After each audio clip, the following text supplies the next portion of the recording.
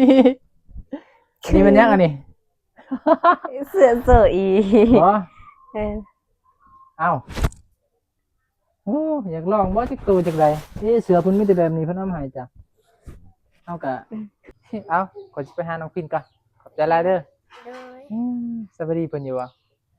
สวัสดีแน่ สบายดีปะลุง ลืมแล้ว โดย บ่ได้มาโดนลืมสบายดีแหละ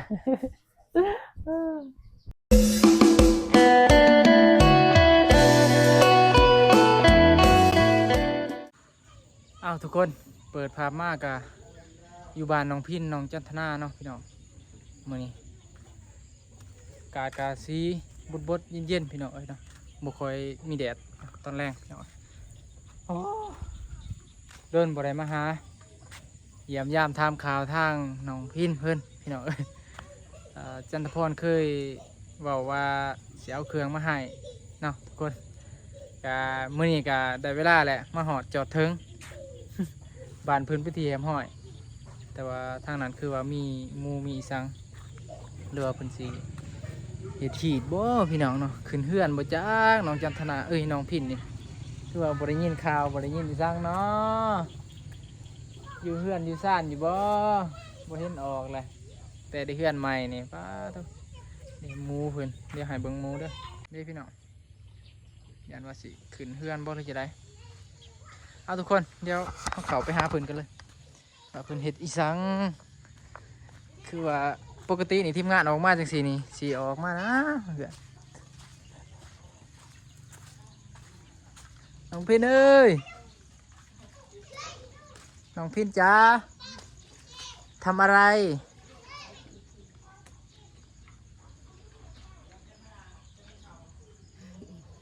ฮัลโหลสวัสดีเปิดไฟหน่อยได้ปะ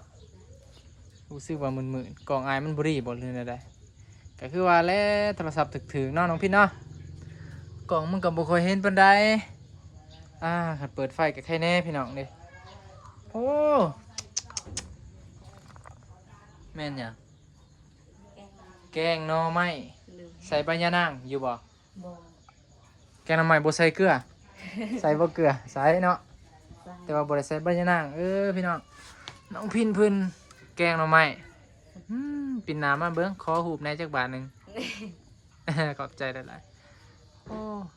เป็นจะได้สะดวกสบายเลยเนาะเดี๋ยวนี้เนาะรู้สึกว่าโล่งกว่าเก่าป่ะมันโล่งป่ะแบบว่ามันสะอาดสะอ้างหลายกว่าเก่า โดย คักแรกบัดนี้แม่ไปใส่ บู ฮะ สู้ใส่เป็นไปเรียนพวกมาซา เฮ็ดจะได้อันนี้หน่อไม้ได้มาแต่ใส่ไปหาเองบ่ พี่จักหน่อยแม่เอาให้แม่เอามา อี สง แม่ สัย เอามา แม่ไปหาไปสั่งไปโคน้ำพวกนาซาวเลย โดยสะอาดแล้วข่อยเห็นตามมาเห็นนี่อันนี้ก็ได้ไหมจะได้เห็นหมูผูกอยู่หันได้ยินข่าวได้อยู่ปะจ๊ะ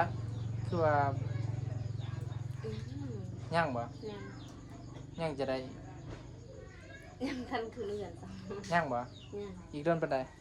บูพาเบาเตียงเด้ โอ้อ้างไว้เลยแหละพาไปเบิ่งในบ่อทางไหนตั้งแต่ทิศปลาย2 ทิศบ่จักบ่ได้มาแม่น เป็นใส่แต่ว่าได้เพิ่น ยาผมเป็นหยังนี่เด้พี่น้องสะอาดสะอ้างคักอยู่บ่ได้เฮ็ดสาวตาเครื่องไว้อยู่นอกแม่นบ่อ้าวปกติจะนอนอยู่นี่บ่แม่นบ่เปลี่ยนแล้ว โบน้องซักไอ้ซัก 8 คนนอนเบื้องนี้หมด เลย อ๋อโอ้เรียนกันรับทราบเลยแบบนี้พี่น้องเราบ่คันห้องเนาะ เลย บ่คันห้อง พวกแม่น้องอื่นน้องรักษาเดือน รักษาเฮือน เฮ้ย เจ้าเป็นผู้รักษาเฮือน เฮ้ยอาผู้หญิงเดินหงเดินหง ผ้าห่มผ้าอิหยังเห็นบ่พี่น้องก็โอเคมีแต่ว่าถ่าไอ้เตียงมาน้องพินถาบดเตียงพี่น้องถาบดเตียงมาจังคอยว่ากันเรื่องขึ้นเฮือนเนาะสิบอกอายอยู่บ่คันบ่ได้บอกบ่ได้มาแหละ บอกแล้วเนาะ เฟซอีหยังก็มีแหละบ่ได้บอกแล้วย่า อะไร มื้อนี้หันอายเอาเครื่องมาให้เจ้าเอามาพี่แจงกวนเอาตังค์มานี่เด้อคักสิบ่ได้กินข้าวน้ำเจ้าบ่น้องพินได้บ่หิวข้าว ได้สิเป็น ได้สิเป็นอีหยังเอาเครื่องมาให้บ่หลายดอก เครื่องมันเป็นเครื่องมือสองแน่เครื่องเก่าอันนั้นเอื่อยจะแน่อยู่หันเพิ่นเอาเพิ่นแต่ก่อนเพิ่นก็ตู้กับสีไรเลียกับเจ้าแหละแต่ว่าเดี๋ยวนี้เพิ่นเนี่ยเพิ่นอ้วนรู้สึกว่าอ้วนขึ้นเครื่องเพิ่นตู้เพิ่นบ่ใส่เพิ่นใส่เทื่อนึงก็มีเพิ่นว่าเสื้ออันนั้นสุดใส่บาใส่อิหยังหั้นนะแล้วก็สุดใส่ลิ้นก็มีเดี๋ยวสิเอามาให้จักหน่อย เจะนอนก็สิได้กลับเลยเพราะว่าตั้งใจเอาเครื่องมาให้แต่ว่าเรื่องแต่งหนาหนนะอันนั้นนะเพิ่นบ่ว่างมื้อนี้ไปดำหน้าบ่ได้มานำ ย่างมาแต่งกันได้ ก็งามเนาะเบิ่งเอาอีกบาทหนึงเอาเรียมาดีๆ1 2 3ผู้งามตัวละ เดี๋ยวใส่เบิ่งรูปเด้อ นี่มันยังอันนี้ เสือเสืออี บ่ เออ เอ้าโอ้อยากลองบ่จักตัวจักใดเสือเพิ่นมีแต่แบบนี้เพิ่นเอามาให้จ้ะเอากะเอาเฮ็ดกันคู่หนึงนี่คือสิเบิ่งดีกว่าแจ้งอีกแกงลูกไม้เฮ็ดแบบบ้านๆบ่น้องพินดนเลยได้ประมาณทิศป้ายแล้วตั้งแต่พุ่นสาวลาเฮ็ดแกงลูกไม้ให้คนไปใส่หมดคือว่ามิดหมอยฮะเพราะว่าอยู่8 คนคือบ่เห็นไผอ้ายฮู้แต่ว่าน้องว่า8 คนฮักบ่เห็นผู้ใดอยู่เฮือน สนุกมาสิเพื่อน โอ้ส่วนน้อยสิอยู่เฮือนก็หันเขาไปลิ้นเนาะไปเวียกไปงานเด็กหน่อยก็ไปเล่นยามแรงเนาะพี่น้องตามภาษาเด็กหน่อยนะ เดี๋ยวสิเอาเครื่องมาให้เจ้าก่อนไปเอาเครื่องก่อนถ่ายอยู่นี่เลยเด้อเพื่อนคั่วก็ได้มันแจงๆดีไก่นี่ไก่เจ้าบ่น้องพิน แมนใคร บ่ได้เลี้ยงไก่บ่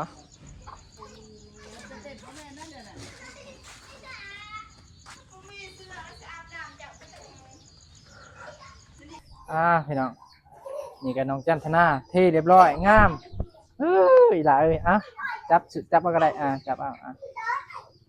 ได้เฮือนงามเนาะเห็นบ่เป็นระบบระเบียบเรียบร้อยพี่น้องอันนี้นี่ก็บ่ให้เอาเกือบขึ้นได้นี่คันเฮ็ดเป็นลูกปิงแห้งงามเนาะคันอาจจะมีอยู่งามเลยติดกะโหลอีกข้างในสะอาดบัดนี้น้องจันทนาแม่นอันนั้นกันห้าเงินได้กับปูสาดย่างนะอาจจะงามกว่าเก่าเอาขอจะไปหาน้องพินก่อนขอบใจหลายเด้อ โดย สวัสดีเพิ่นอยู่อ่ะสวัสดีเนี่ย สบายดีปะลุง ลืมเลยบ่ได้มาโดนลืมสบายดีเลย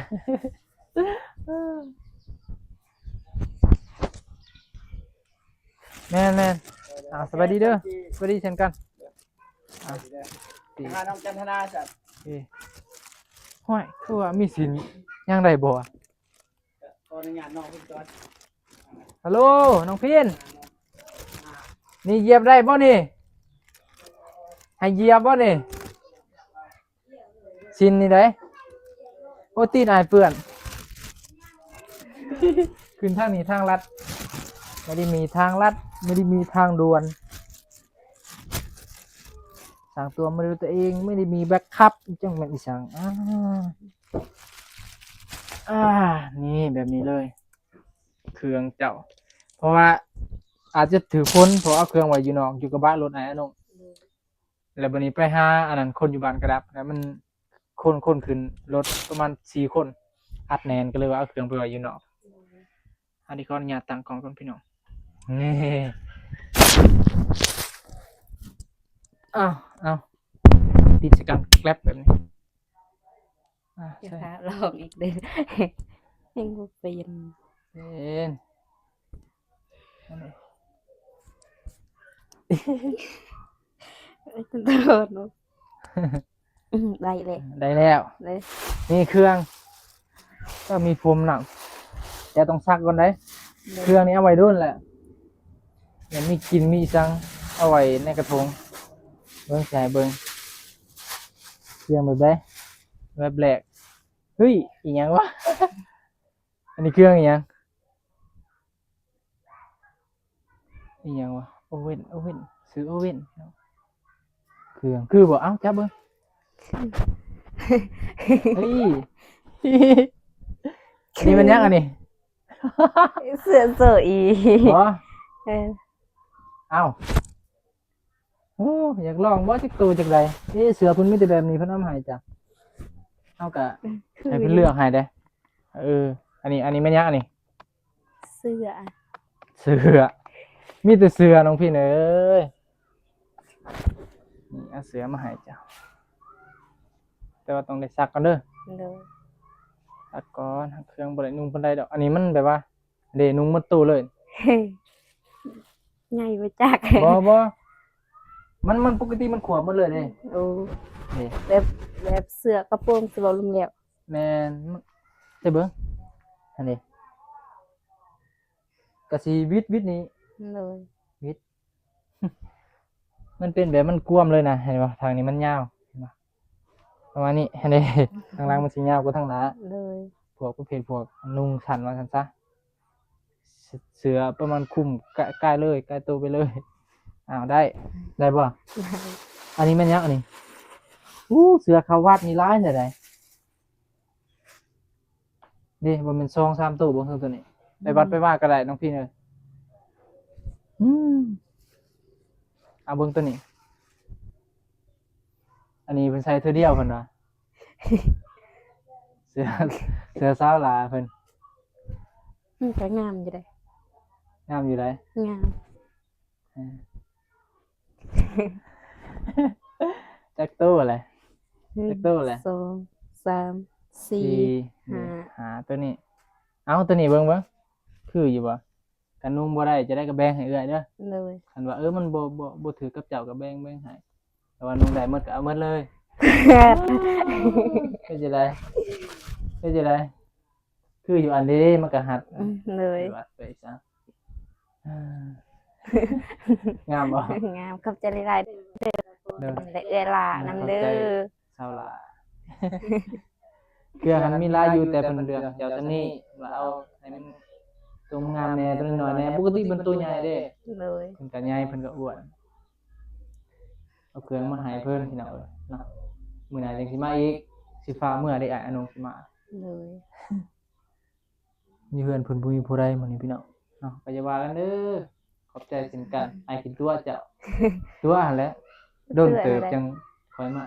เพราะว่าเว้าตั้งแต่อาทิตย์ก่อน บ่เป็นหยัง หายบ่สบายแน่ช่วงหนึงก็ เลย เดือนนี้ก็บ่สบายเลยแต่คุมไปพี่น้อง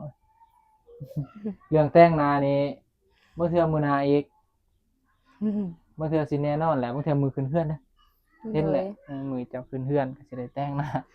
เอาเครื่องมาให้ก่อนพี่น้องมือขึ้นเฮือนจะค่อยว่ากันใหม่เนาะน้องพี่เนาะ เลย เป็นจังได๋ถูกใจอยู่บ่เครื่อง ก็ถูกใจอยู่ สำหรับพี่น้องเนาะสำหรับคลิปนี้พี่น้องเอ้ยจันทพรได้มาหาน้องพินตามคำสัญญาเลยเด้อทุกคนเนาะFC คอมเมนต์มาหลายๆเขารอท่าแหละ เล รอย ท่าบ่จันทพรอาจมาแต่งหน้าให้เอาเครื่องมาให้พี่น้องแต่ว่าสิ้นนี่บ่จันทพรบ่ได้เอามาให้ลืม เลย มื้อนั้นมีแต่บอกเฮาบอกว่าอันนั้นอ้วนเจ้าเลือกเครื่องให้แหน่ว่าเครื่องตัวเจ้าบ่ใช้หั่นเอาไปให้น้องพินแต่ลืมบอกว่าเอาสินเด้อ สินเล่าหันแล้วก็มีอยู่เอาใส่กระสอบไว้พี่น้องลืมบอกอีกบ่จ๊ะแจงพี่น้องสุดท้ายได้แต่ถุงอันนี้มาเพิ่นยัดใส่ถุงไว้นี่เอาใส่ถุง ทุกคนก็ได้มาหอดจอดถึงเป็นทีเรียบร้อยน้องพินเพิ่นจักสิถือใจจักบ่ดอกน้องพิน ก็ทึกใจอยู่ ขยันบ่เห็นนุ่งจักโต เอาเลย แต่ว่าเสือไปวัดน่ะมันมี2พุ่น2โตเสือที่เจ้าจะนุ่งได้ยามนี่แม่นตัวนี้กับตัวนี้นี่อ่าเฉพาะคนมีหน้าอกบ่จักตัวนี้บ่แม่นได้อยู่นี่พี่น้องเอ้ยเอาไว้บ่รังเกียจกันติเอาเพื่ บ่ อน บ่เคยรังเกียจขนาดเอื้อยอยู่แข่งขมวนยังเอาให้เป็นธงถุงยางนำบ่าวนุ่งดิเป็นบ่คิดบ่าวนุ่ง โดย เพิ่นยังเอาให้ นั่นแหละพี่น้องมีแต่ว่าบางทีมือขึ้นเฮือนสิได้มาแล้วแต่เวลาแล้วแต่โอกาสสิพามาพี่น้องประมาณ10กว่าแล้วแต่บ่10นึง7 มื้อ บ่เตียงสนาวะ บ่ค่อยบ่ได้มาหาเจ้าได้เนาะ ได้ เนาะทุกคนเอ้าสำหรับคลิปนี้ก็